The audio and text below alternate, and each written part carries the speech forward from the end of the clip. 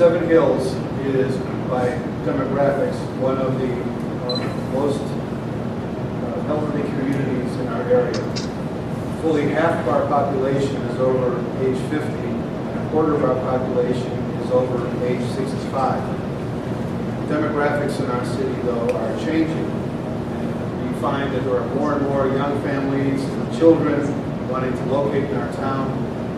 And so we are, in this council term, putting additional focus on helping to increase the amenities that we can offer to younger families and people moving into our town. Among those is a project called Calvin Park. And with the impetus offered by Councilman Pat Elliott, we've teamed up with local unions, businesses, and others who've contributed time and money and resources to upgrade the fields at Calvin by putting in a drainage system in all three diamonds there, topping the field off, and potentially even to include lighting as well as fences in the outfield. Where do your regular tax dollars go? Primarily, your regular taxes, not levy money, your regular taxes, roughly 2/3 of it goes to the schools. About 20% goes to the county, and roughly 15% goes to the city of Seven Hills. In the last election, our residents created for the first time a recreation department, and we now have a recreation director who will be taking care of scheduling, programming, overseeing the various groups that are going to be using the sporting facilities here in town, doing minimal maintenance such as supervising the grading of the fields, fuel lining, etc. But there have been some other factors and things that we have had to do as well in the ongoing maintenance of the facility we're in now. Among other things, we've had to replace the rooftop air conditioning units here. We've purchased 2 LED basketball scoreboards. While you're here, if you want to take a look at them, they're just across the hallway. And we have replaced 2 very large hot water tanks in the plumbing systems in the natatorium to keep the water hot in the pool. As I say, our recreation director, Jen Berger, who's standing in the back, is now responsible for the management of the Parks and Recreation Department. I'll talk a little bit more about the Calvin ballpark fields somewhere in the course of the presentation here later, because there have been some new developments I want to bring out later on. All of this has led to continuing cost savings in the Parks and Recreation amenities that we offer to our residents. On day one, we went into overtime to repair the poor business model of our recreation center. We teamed up with our new recreation director, Jen Berger, to accomplish that, as well as engaging some outside consultants. We got support from our city council back then, especially the support that continues today with our current council members. We made a lot of progress, but we needed more. The results are real. We now have a recreation center supported by its revenue without an operating levy. This is at a time when many other facilities throughout the area are seeing 7-figure deficits and are straining to stay open without having the support of a levy to manage the expenses and overruns. This is all at a time when we are also expanding the amenities that we're going to be offering in our office. And I say again, none of this would have been possible without the work and dedication of Recreation Director Jen Berger. She has been invaluable to the city, despite some highly unwarranted treatment that she received previously. Thank you, Director Berger, for your dedication, your focus, and your perseverance. It did not go unnoticed.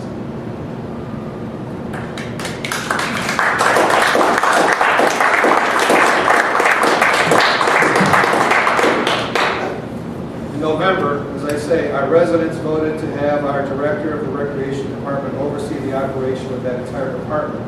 The benefit here, as was pointed out by Councilperson President Pro Tem Stacy Kelly, is that the hours of operation at the rec center are more in line with the hours that ball games are played on weekends and evenings. While 2018 was a positive and productive year, 2019 will be even greater. want to talk a little bit about those upgrades in Calvin Park. Go back here, sorry.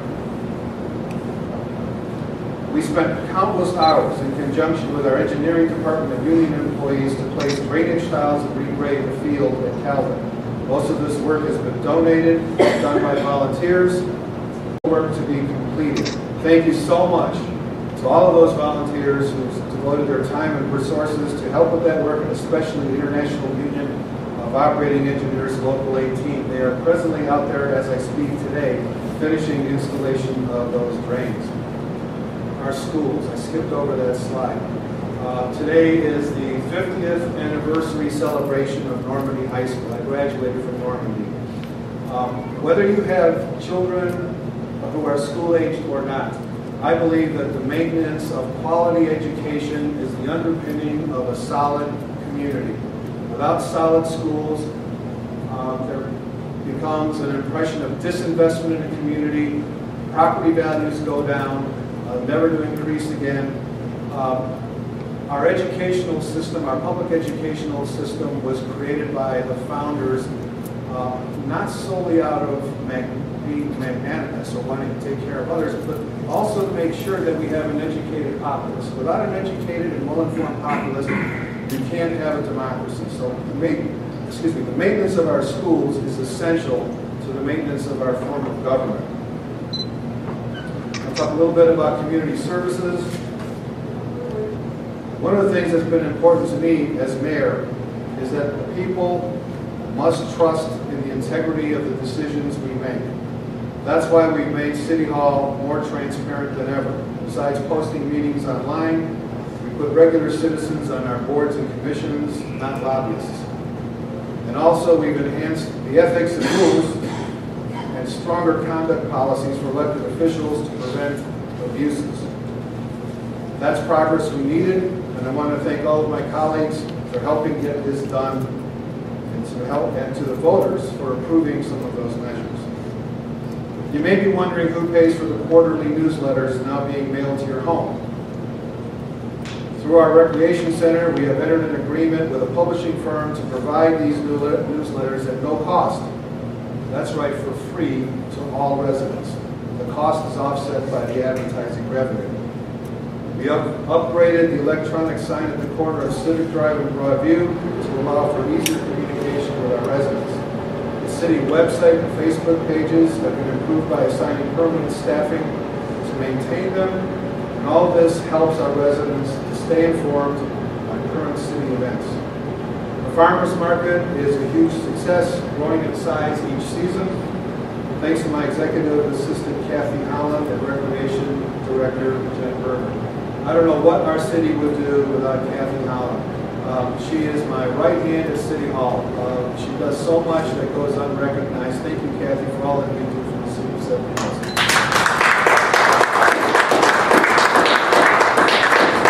The farmers market was actually her idea. It features several local farmers and vendors selling produce, bakery, and other items. If you haven't been there, it's worth a visit. Every week, a different food truck is there, along with entertainment. The market is held every Thursday from 4 to 7 during the summer months and has welcomed an average of 400 visitors each week. In one 3-hour period alone, we had over 600 visitors one day. Seven Hills Home Days, Taste of Seven Hills, and Fall Fest. A big thank you to Community Services Director Tony Terry, who makes these happen, along with Director Berger and others. He has developed these programs to operate with little or sometimes no expense to the city. VFW Post 7609 Christmas Party is always a huge success. We are honored by their volunteerism and support for their community. Many thanks to Post 7609, Nada Fleming, Jen Berger again, Recreation Center employees, and all the volunteers who helped Tony Terry put these together. The opioid epidemic has become the deadliest drug crisis in our nation's history. And we know all too well that Seven Hills is not immune from its tragic impact. The 2016 Ohio death rate from opioid abuse was about 1.5 times the national average. And I don't have statistics for the last couple of years, but I know that it's actually higher.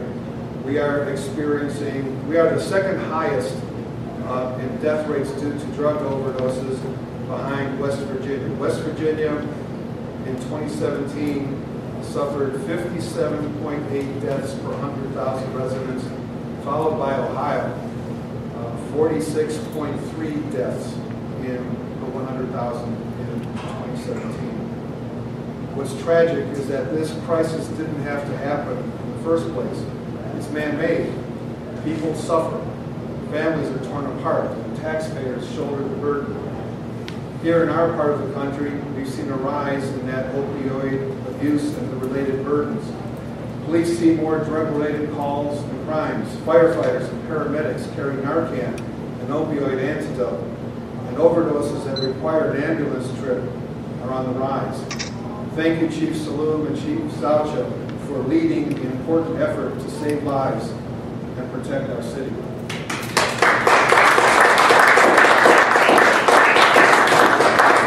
But we need to do more, and we are.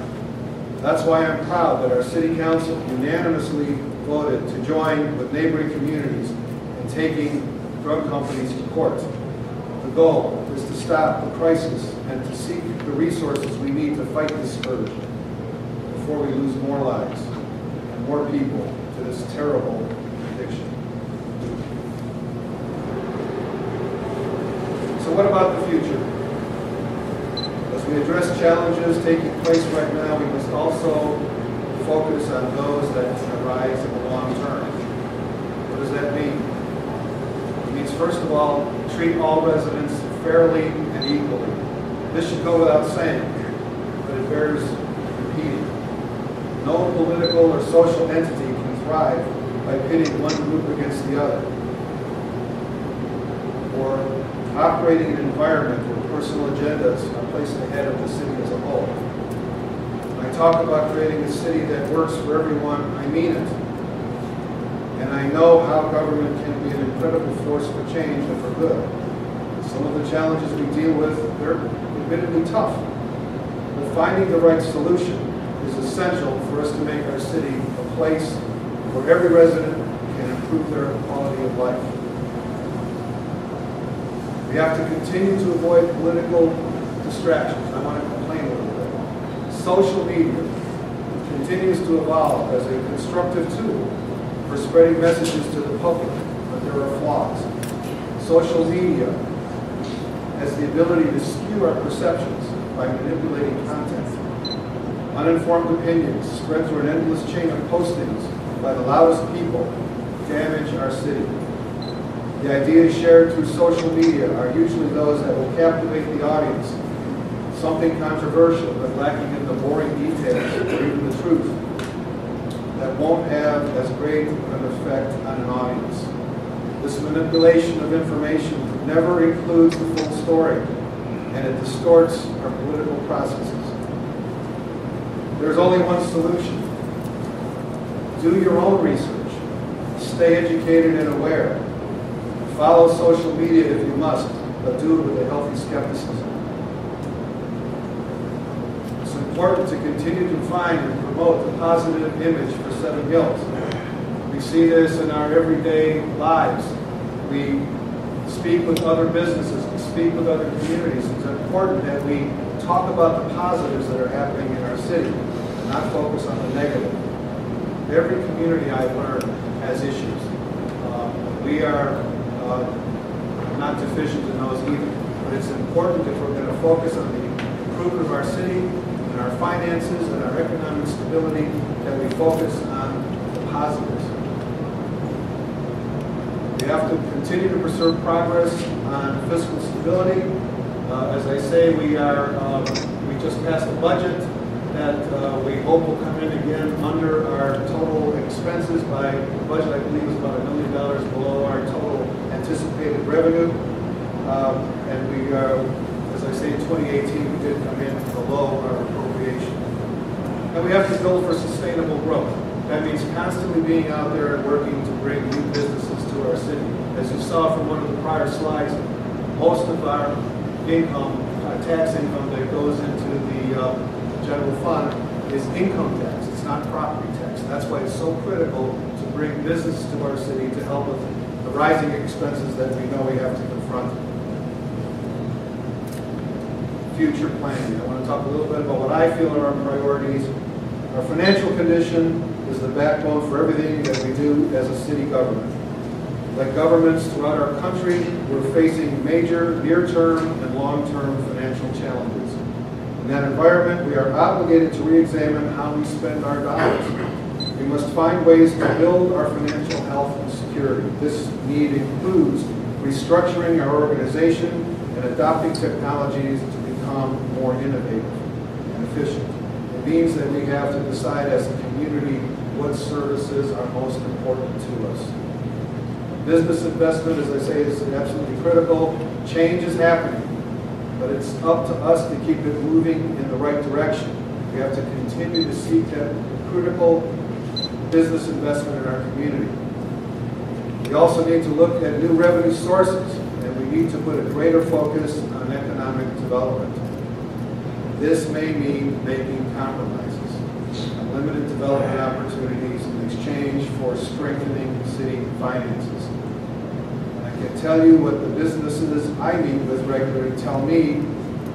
They are excited about investment possibilities here in Seven Hills and the environment here that's attractive for business investment. We must continue to partner with our neighbors. A few years ago, there was a lot of talk about regionalization. Well, we have found an alternative to regionalization. One of the downsides to regionalization is giving up our local control, local identity, and local voice in many of the decisions that we make. So we've focused instead on finding ways to partner with other governmental entities around us and sharing in some of those expenses. There was a realization, as I say, among our neighboring city leaders that shared efforts to manage costs and increase services can work to save money while retaining our separate municipal identities and protect our residents' control and voice over decision making. Since I took office, we have sought those cost-effective solutions to protect city finances by those shared partnerships with other service providers to improve our infrastructure and services and to maximize the benefit to the taxpayer. All is an alternative to regionalization. I hope that we will continue to move toward increased and mutually beneficial relationships between Seven Hills and our municipal and county neighbors. Infrastructure, obviously important. The phrase crumbling infrastructure has become a national cliche. More and more, local governments are being required to take on a larger share of the maintenance of infrastructure.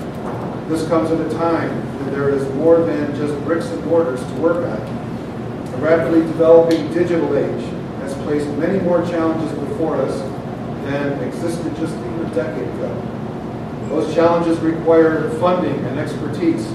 Seven Hills cannot hope to address those challenges by remaining the self-funding bedroom community we were 30 years ago. Over the last 7 years, we've made smart choices, not short-sighted ones. We've shown that government can be a force for good, not just a source of frustration. We've sought opportunities to work together and find common ground rather than engage in petty bickering. Every decision, every investment has been made with an eye toward the future. Not just creating a strong economy for the present, but building the foundation we want for our children and for future generations. Seven Hills is not just growing, Seven Hills is growing up. We've changed the course of our future. And in doing so, we've improved the course of people's lives. But you have a part to play in all of this as well. Make your home, your street, and your neighborhood the best it can be. And most of all, stay involved. By doing these things, we can keep Seven Hills the best place to live, work, and play. That's the Seven Hills we all want and that we deserve. In closing, I want to return to the reality that our financial condition is the backbone of everything that we do as a government. All of our other priorities either contribute to our financial health or depend upon it. We are in the midst of very challenging times. We have made our city government leaner and more efficient for a strong future. Through innovation, community collaboration, and hard work, we can make our financial health secure and the future of our city bright. This will be my final State of the City speech as mayor, as I will be leaving office in December due to term limits. Serving as our mayor has been an honor and a privilege.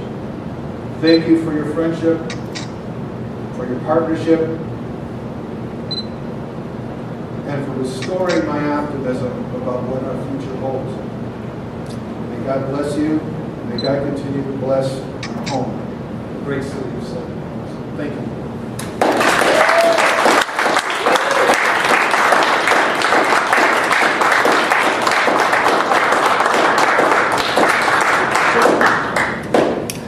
Thanks, everybody. Thank you. Thank you.